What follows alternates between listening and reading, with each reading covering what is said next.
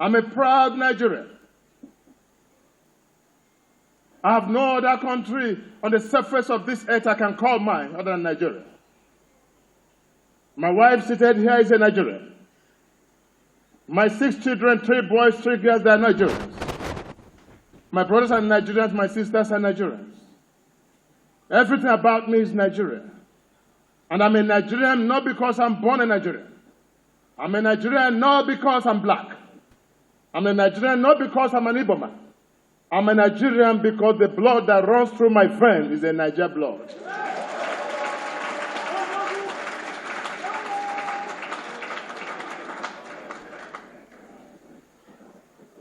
Therefore, I speak to you today. My Bible tells me, out of the abundance of the heart, the mouth speaketh.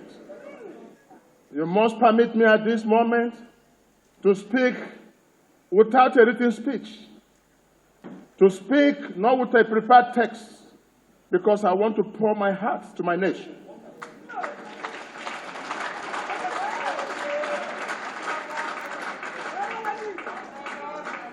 And I want all of you to hear me and hear me well and feel me, because I want the entire nation to know where I'm coming from and where I'm going to, and why I want to do what I'm about to do today. I speak to you again with a new Nigerian spirit. I speak to you with this unique spirit, a new spirit completely. I speak to you from the point of view of a high, haughty, generous, and noble spirit. The spirit is high because it despises everything mean and small, and low and vulgar considerations. The spirit is haughty because it despises and ignores little things that not help mankind. It is called a general spirit. It's a spirit that considers the plight of the needy, the poor, and the indigent, giving them support. And it is called a noble spirit. This spirit that dreads shame and dishonor as greatest evil of mankind. That is the spirit with which I speak to you today. My heart is full of mixed feelings. One side of me is very joyous, and the other side, my heart bleeds. 20 years ago, I ran for the office of the President of Federal Republic of Nigeria because of my passion and vision to make great my nation. That I did not succeed. 6 years later again, I attempted to run for the office of the President of Federal Republic of Nigeria, an election that saw me came second to our dear President, late President Umaru Yar'Adua, may his soul rest in peace. Again, on the 2014, just of recent, under the platform of APC, I again ran for the office of the President of Federal Republic of Nigeria, which ushered in our dear President, President Muhammad Buhari. Folks and friends, relations, have besieged me with questions as they cannot understand why I continuously have insisted in politics, despite, unquote, dirtiness associated with politics. One of my close friends said to me, "Rochas, can I advise you?" I said, "Go ahead and advise me." He said, "If I were you, leave politics. You are blessed, you are wealthy. God has blessed you in all ramifications. And you have no business being in this dirty thing called politics. You've been arrested severally. You've been molested, cajoled. Your children arrested, your wife humiliated. I advise you, pack your load and find somewhere in the comfort of America or Japan or UAE and enjoy the rest of your life." That's the suggestions, advice from the folks. But I said to them, "My friend, what you do not know, that I'm not in politics for what I can get. I'm in politics for what I can give."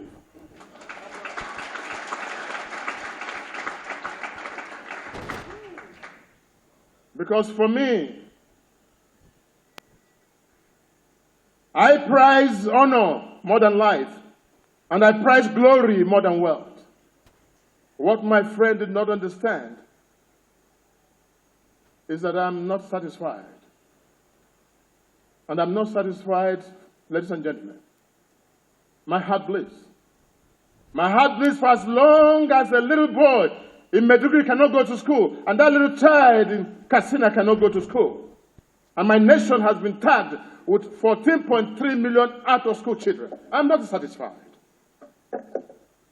I'm not satisfied that Nigerians could go to bed with fear, that Nigerians can no longer sleep with their eyes closed. Insecurity is ravaging our nation.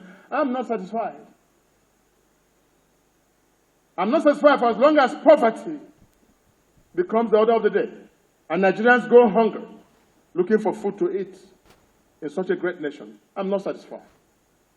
And the worst of it all, nations have tagged us the capital poverty of the world. I disagree. They have tagged us the worst terrorist country in the world after Afghanistan and Mali. I disagree. They've said to us we're overborrowed. Our GDP is not right. Mortality rate is not right. Unemployment is too high in Nigeria. Insecurity and everything. I do not agree. That might be the facts under their statistics and research, but that's not the truth. The truth is that we're a great nation. We're a blessed nation. God has blessed us with abundant human and material resources. But it might be appropriate at this point for me to give honor to whom honor is due, and to share with you some of my visions for this nation. Again, not written, and not a prepared text, because I speak from my mind, how I feel about this great nation. First, to those of you who have gathered here, you must have come from your little places. And I'm sure some of you must have come here, not sure of what happens of your family tomorrow. I'm sure some of you borrowed money to come here. I'm sure some of you are here looking, asking, when will the help come? The help has come. There is a new Nigeria.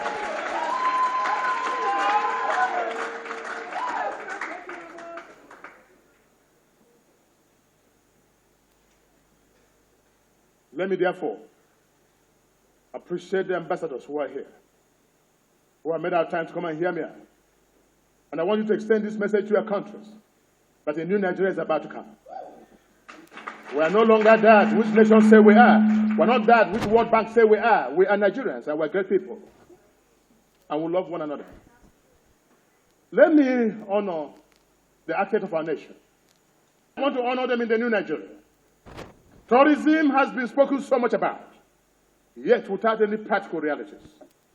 In the new Nigeria, the history of our founding fathers shall constitute the first stepping stone into the development of Nigerian tourism.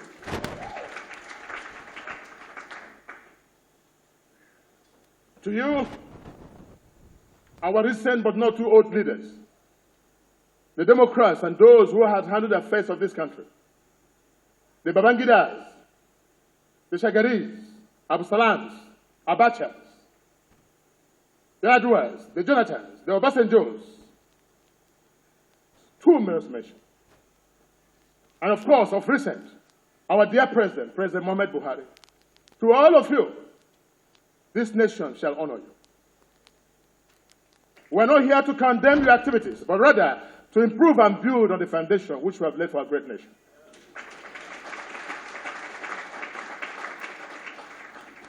And to our traditional rulers, the custodians of our culture and tradition, the new Nigeria shall write the principles of democracy, and we shall no longer define democracy as the government of the people, by the people, and for the people.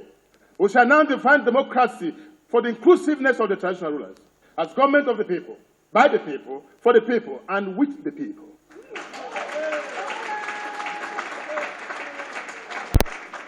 That brings us to the issue of community government. Our traditional rulers shall play a very key role in the new Nigeria because our culture, our tradition is imperative. Every society of mankind is created by God with their culture and tradition. For no nation can grow above or beyond their culture and tradition, for those who have a relationship with God. Unquote, Rochas Okorocha.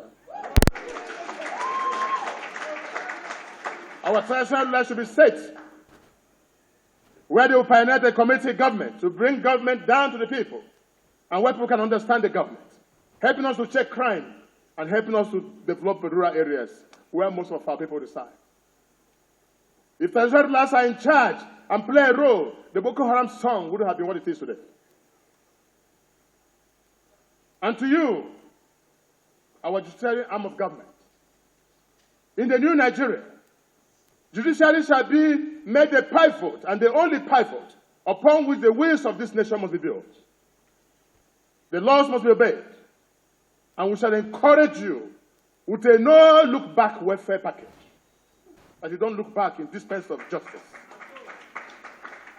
We shall do so bearing in mind that we have a culture and tradition, so the new Nigeria will advance the cause of ADR, alternative dispute resolution, to reduce the number of pilage of cases which have suffocated our judges.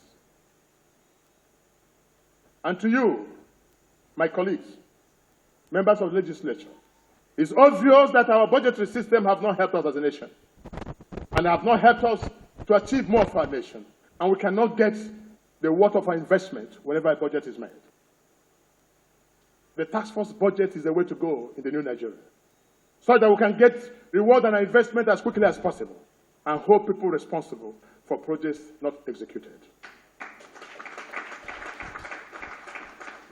To you, my youths, the great youth of Nigeria, somebody said to me a few days ago, a young lady walked up to me and said, what would you do about NSAS and police brutality? And I said to them, there's nothing like police brutality. What you have is youths brutalizing youths out of frustration.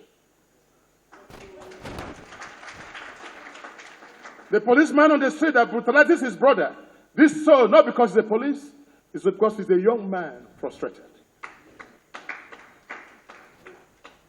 So for my youth, the economy under new Nigeria, the youth again shall be the bedrock and the pivot upon which all the wheels of our economy will rotate, anchored by technology. Never again will a Chinese young boy remove his shirt in the morning, walking on the street to the manufacturing sector of the economy. Producing toothpick, producing water, producing juice, only to send it to my youth to consume. We're not a consuming nation. We shall be a productive nation.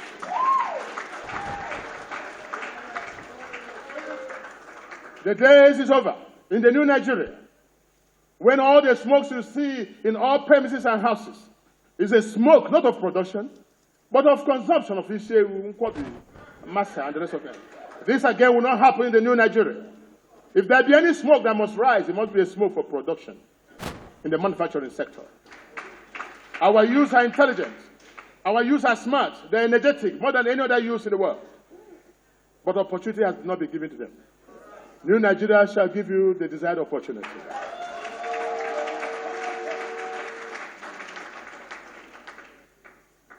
And to you, my youth, I want you to walk proud from now henceforth. I know what you have gone through and humiliation. Some of you have left your country seeking for greener pastures. Some of you have no job. But let me say to you, under the new Nigeria, employment shall constitute an infinitesimal part of our strategy. What constitutes the major part is self-employment. Because God has created every man with a gift. Talent must be exposed, and that which God has created it for must manifest. My youth, I salute all of you. But I appeal that I'm going to do this with you, and I'm going to prepare you for the next generation, so that when I finish, by the grace of God, I be your president. I shall hand over this mantle to the younger generation. But take note for now, I'm not too young to run, and I'm not too old to run.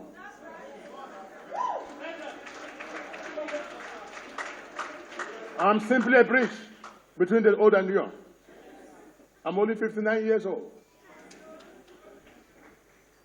And to you, my mothers and women, what we see in Nigeria is women crying for relevance. Our core family values are gone. Mothers, this is your time. First and foremost, we must make you understand that you are not a woman, you are a womb man. That all women are men in the first place, but men with extra responsibility. You should have been called a man, but for the womb you carry. That's why they call you a womb man. In other words, you have extra responsibilities. We shall support you. When people talk about the crisis and insecurity, I ask my one question: who gave birth to them? Our mothers gave birth to them.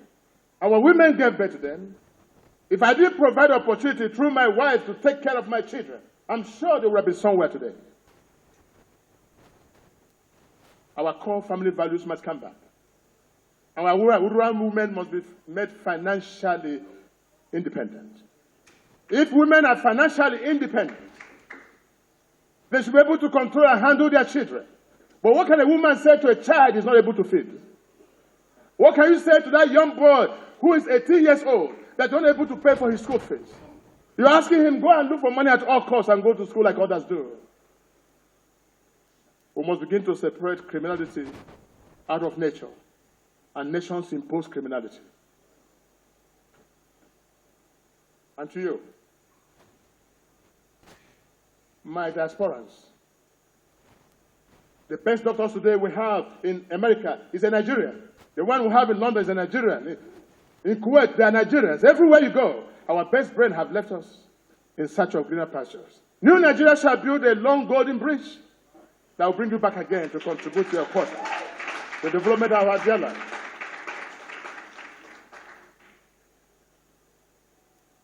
And to you, the armed forces and the police, I'd rather sympathize with you. I'd rather share the pains you go through. But motivation, training, is the way to go. You shall be motivated, and this nation will appreciate you for the sacrifices you are making to keep our nation together and to protect her integrity and territorial basis. That we shall do.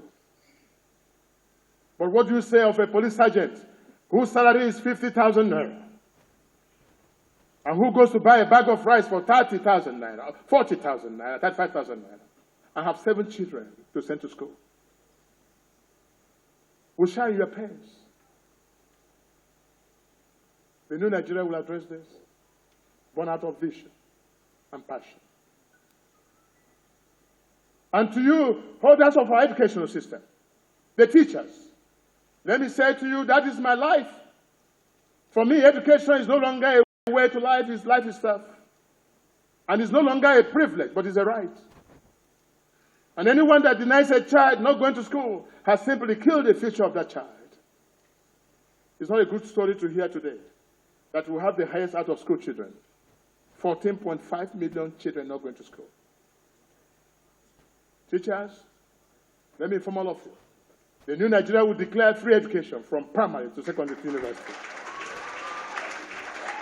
And if I say to you, I will do that, believe me. Because before I came into politics, I built several schools. And so I can go to the same vision I have for Rochas Foundation.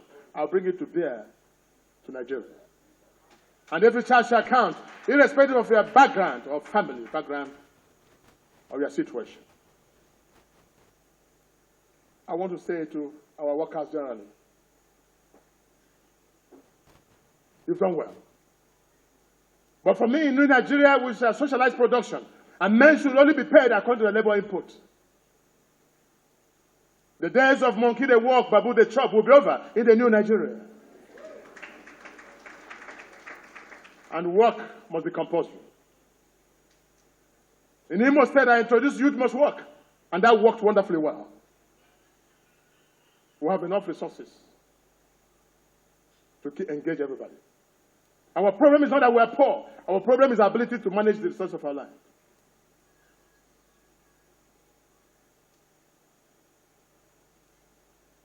Perhaps at this point, I want to say to all of you that the new Nigerian government shall be compatible.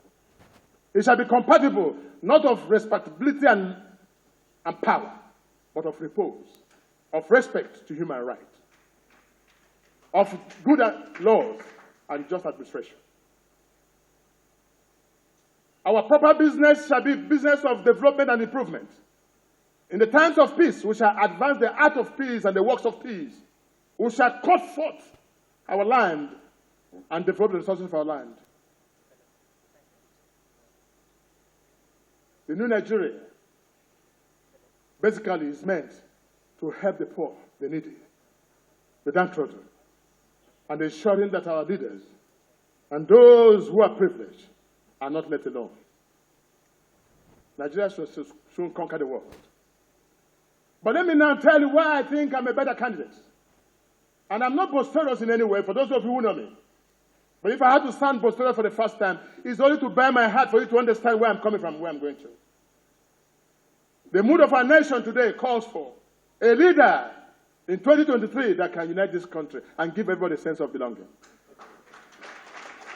If I say I will unite this country, believe me, I will do so. I'm not saying I will. I'm saying I've done that already. There's no part of this country or zone you will go without seeing my signature. I'm not from Sokoto State. My signature is in Sokoto State.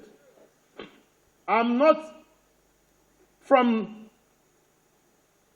Zaria. My signature is in Zaria. I'm not from Kano. My signature is in Kano. It's in Northwest. I'm not from North Central. My signature is in Jos. I'm not from Northeast. My signature is in Adamawa and Bauchi. I'm not from Southwest. My signature is in Ibadan, Oyo State. I'm not from South-South. My signature is in Cross River. So when I tell Nigeria I will unite this country, believe me, I can do that because I've done that in the past. And I challenge all those coming to contest with me to show what they have done in uniting this country. Not I will.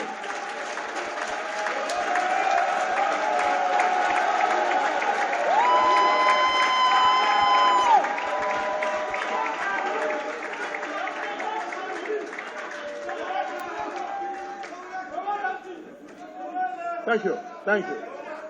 Thank you. The mood of the nation also suggests that this nation, the way it is now, requires a compassionate leader. A leader of compassion. Who can listen to the downtrodden, the widows, the poor and the needy, and show concern.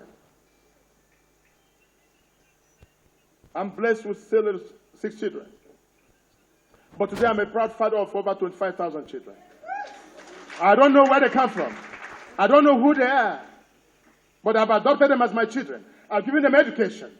Most of them are Fulani boys, Hausa boys, Yoruba boys, Igbos, they speak.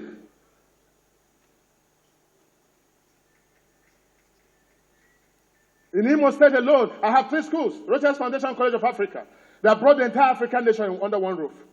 I have Rochas Foundation College of G and Rochas Foundation College Primary School, Oboko. I've trained more than 5,000 Fulani children.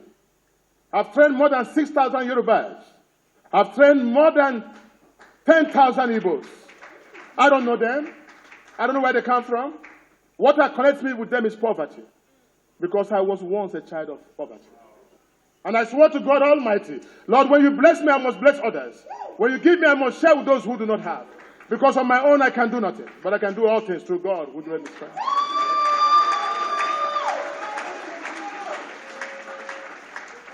That's my heart. That's how I feel. But I have reward for what I do. Only last week, Abdullahi, my son from Kano State, walked up to me with a pit of star and said, Daddy, I want to decorate you. I said, what is this? He said, now I'm an SP. I'm that little boy who had no father, no mother that you trained. Now I have been decorated by the police as assistant superintendent of police. Daddy, I've come to provide to you this medal of honor. For me, that day, that was my salary. That's my joy.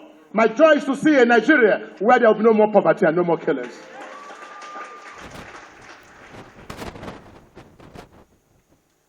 This nation, when I say I have compassionate heart, believe me, I do. And if there's any candidate who have more compassion for the poor or who feels for the downtrodden more than myself, let him so speak.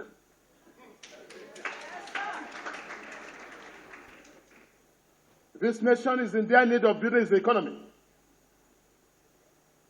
It's of a truth that we have had so many economists who ran the affairs of this country. We have had the Soludos, the Konji-Iwealas, and the best brains. But why is there still poverty in this land? We have had presidents and governors, local government chairmen, me, myself inclusive. Why do we still have poverty in this land? This nation is in dire need of someone who can create wealth. This nation is in dire need of somebody who has the vision to make money for this nation. Do not kill your leaders. Don't kill your president. Don't abuse them. Don't insult them. Because the problem of Nigeria is the amount of money in Nigeria is far too small compared to the problem it has. When you come out and say, the leader has done this and done that, the leaders have done nothing. Obasanjo does not hate this country. Neither would you say Buhari doesn't like Nigeria. You will not be fair to Buhari. Buhari loves this country. You cannot be fair to him to say Buhari does not want you or doesn't want to stop Boko Haram. It's not true. He wants to stop it. Do not blame your leaders. Don't kill them. The problem is, for every 1 billion naira problem, Nigeria has 10,000 naira to solve. But what it requires now is that radical businessman who can turn nothing into something, like I've done in my time. I will do that. I'm not one of those, when they come to power, they start singing the songs of blame and start singing the songs of complaint. I will not complain. I will take responsibility. All things are passed away. Behold, when the new start.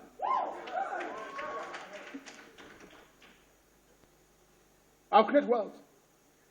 I'm peradventure, if you want to know, I'm a child of poor parentage. I went through the street trading of oranges, coconut, to be where I am today. My source of wealth is clean and is straight. And if you want to know who I was before becoming a governor, go to Conduct Bureau and check my records. You agree with me that Rochas was Rochas before politics? Yes. And if there's anyone who has created more wealth than myself before going to politics, let him so say and come and compete.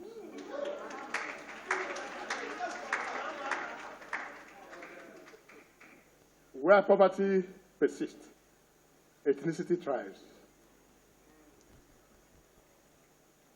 Where poverty persists, blends becomes the order of the day.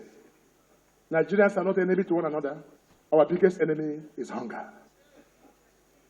I've come to address that in the new Nigeria. And that must be addressed. And that we should do. I said these 3 points, and I believe that all of you will agree with me, that if at the basis of taking, who should be your president? That's where I stand on it. It is for this reason that I want to inform you that please permit me to be your pilot for the new Nigeria.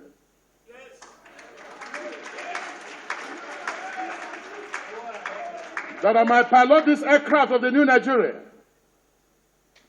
to its destiny and safe arrival to destination.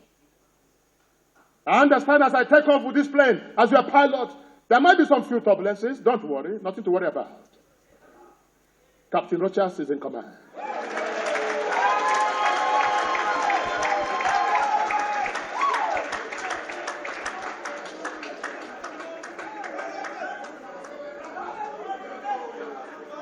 But it will get to a point after the rough, bad weather that we shall get to the cruising point when I shall say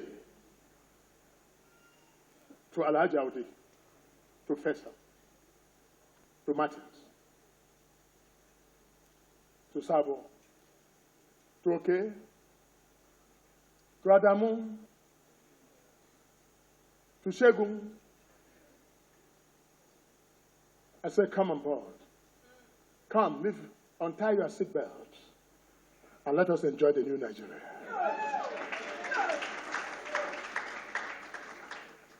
But let me prophesy and to tell you there shall be a new political order.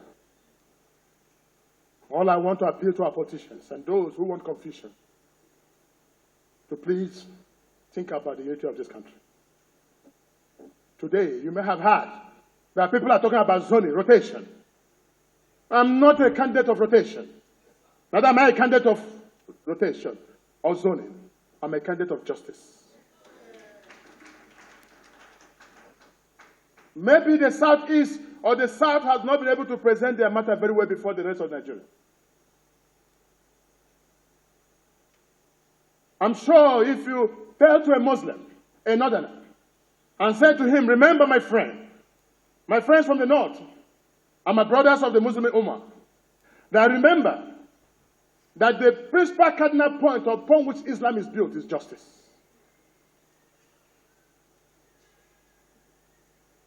Prophet Muhammad sallallahu alaihi wasallam acknowledged the fact that in Quran chapter 16 verse 90, it says, Inna Allah Yagmur bil adl wa ihi, saying, verily God commands justice and fairness.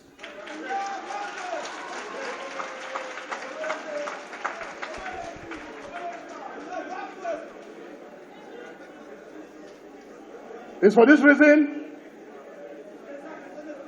that I think Nigerians may not know that at this crucial point, when zones have attempted the presidency of Nigeria, and when it feels like it's a turn for the Southeast, another night will come out. It's simply saying to the Igbos, who are you? That's the feeling. Or a Southwest, our brother from the Southwest will come, I want to be a president. You should not be. He's simply saying to Igbos, who are you? We must never do that so that children yet unborn may not feel that they're not part of this country.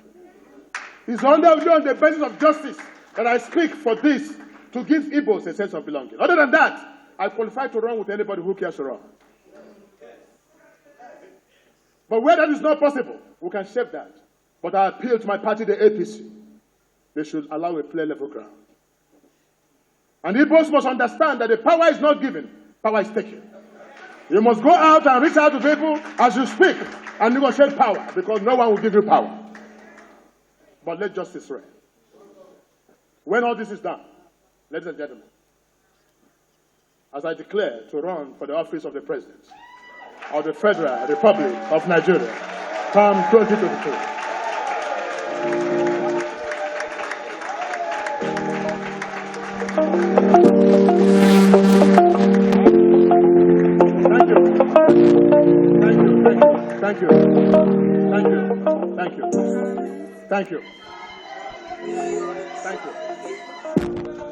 Thank you. I want to give you a picture of Nigeria, a new Nigeria of my dream. When this happens, we'll begin to fly over hills and dales, over nations, over Japan, over America, over China, over Dubai, and begin to command the commerce of those areas. When that time comes, the new Nigeria comes, we shall be our brother's keeper. Hausa, Igbo, Yoruba, Efik, Ijo shall sit on a round table of brotherhood, embracing one another. When that time comes, a military sergeant, a young boy who wears suit like I'm wearing suit today, will shoulders raised high and say, I'm a Nigerian. And that day I will join you at that Eagle Square to remind you of the old national anthem, which says, though tribe and tongue may differ, in brotherhood we stand. God bless the Federal Republic of Nigeria.